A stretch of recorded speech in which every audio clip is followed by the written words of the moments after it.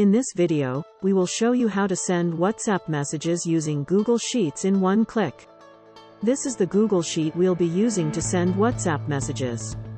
Here, we have got 5 columns with names, mobile numbers, messages, payment due dates, and send WhatsApp reminders within them.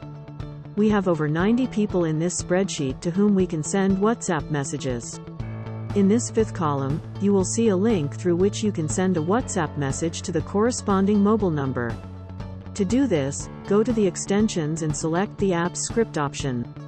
This will open a new Apps Script. We are going to use this function that will allow you to send WhatsApp messages from Google Sheets. We have left a link in the description from where you can get this Apps Script function. We'll now click on this icon and save the project. After that, give a name to this sheet so you can navigate to it later. Click on the Save icon.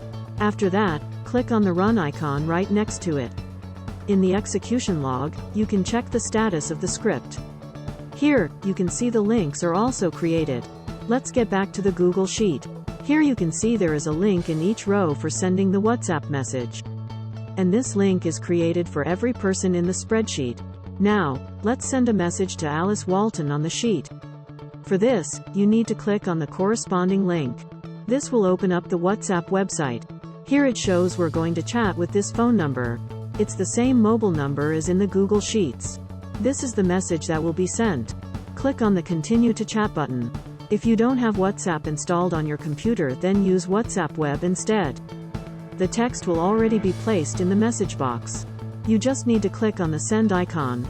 You can also modify the message if you want. Thanks for watching. Please like, share, and subscribe.